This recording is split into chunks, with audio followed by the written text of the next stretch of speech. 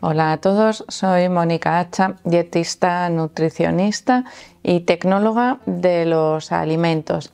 Hoy os voy a hablar de 6 alimentos que empeoran tus digestiones.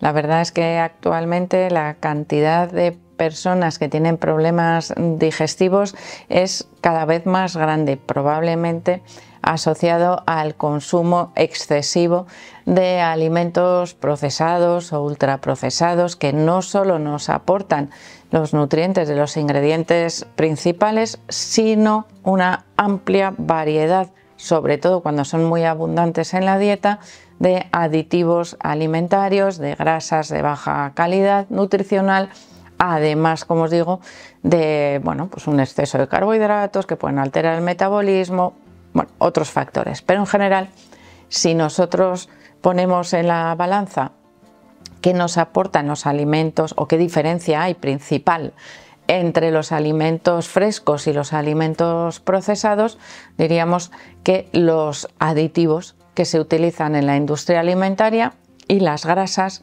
que son completamente diferentes a las que obtenemos de los alimentos de origen natural.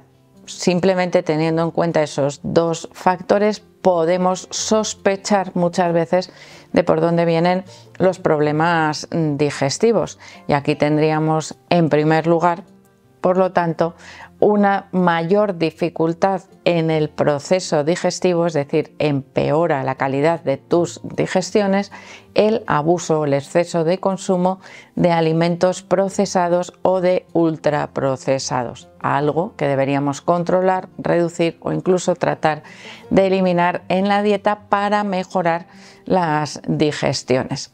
El consumo habitual de alimentos procesados o ultraprocesados además nos reduce la calidad nutricional de la dieta. Suelen ser escasas el aporte de algunas vitaminas y especialmente de algunos minerales que participan en la síntesis de jugos gástricos, de enzimas y de sustancias que necesita nuestro cuerpo para digerir correctamente los alimentos. Por lo tanto, es algo que influye de doble manera en esa dificultad de digestión.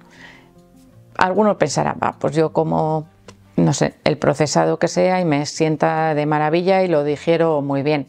No estoy hablando de que en ese momento tú digieras mal un alimento, sino de que a largo plazo el consumo de alimentos ultraprocesados puede afectar a tu sistema digestivo en algún punto de toda su trayectoria, desde la boca hasta el ano. Por lo tanto, mejor evitar el daño que esperar los efectos secundarios, por ejemplo, de una hiperpermeabilidad intestinal, de una disbiosis o de cualquier otra alteración, por ejemplo, en la secreción de los jugos gástricos.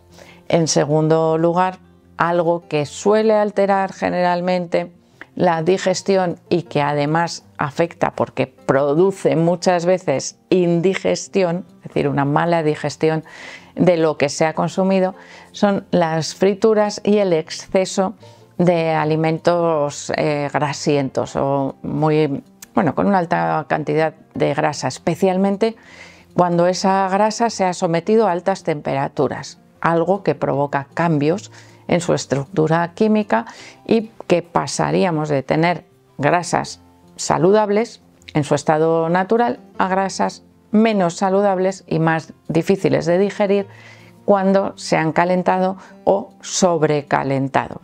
Y en ese caso está demostradísimo que los alimentos con un alto contenido en grasas, especialmente si están manipuladas, son de difícil digestión. Además, tienen un factor extra, que es que esas grasas tardan más en digerirse. Son el nutriente que más tarda en su proceso digestivo y, por lo tanto, enlentecen o ralentizan el proceso total de digestión. Por otro lado, por ejemplo, las carnes procesadas, manipuladas industrialmente, también podrían presentar dificultades en su digestión si las comparamos con su equivalente natural. Por ejemplo, si yo compro pechuga de pavo fileteada tipo embutido y la comparo con la digestión que pueda tener una pechuga de pavo asada y cortada en filetitos cortitos, pequeñitos, hecho en casa, evidentemente va a ser mucho más fácil de digerir la que he hecho en casa que la que es comercial. ¿Por qué? Porque la composición es totalmente diferente.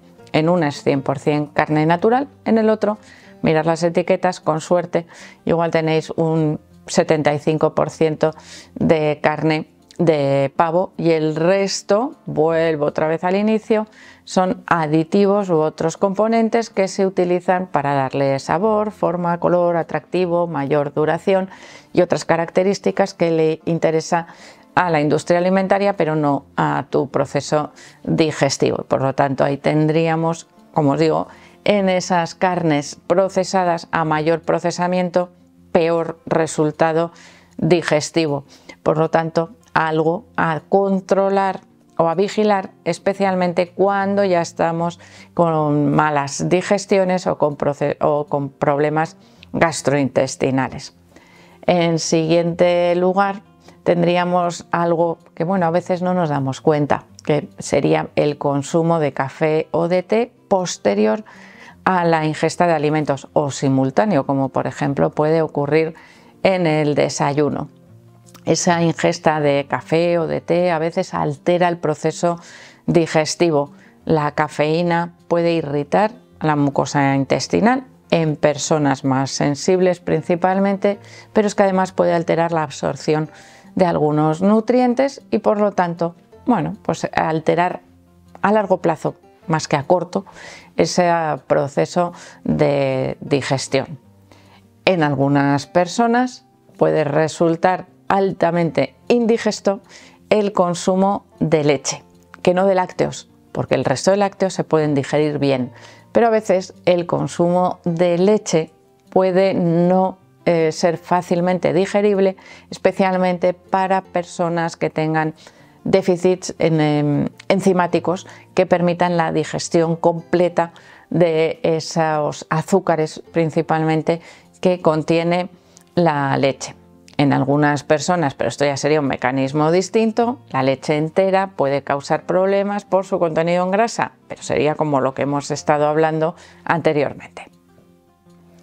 Por otro lado, tendríamos el consumo de bebidas alcohólicas, que ya sabéis que no debería formar parte de un patrón alimentario saludable, pero que cuando se consumen dificultan también la digestión, porque para nuestro cuerpo ese consumo de bebidas alcohólicas es algo que hay que eliminar automáticamente. El alcohol es un tóxico para nuestro organismo, con lo cual, como cualquier otro tóxico, mi cuerpo va a reaccionar o a destinar más recursos a eliminarlo lo antes posible.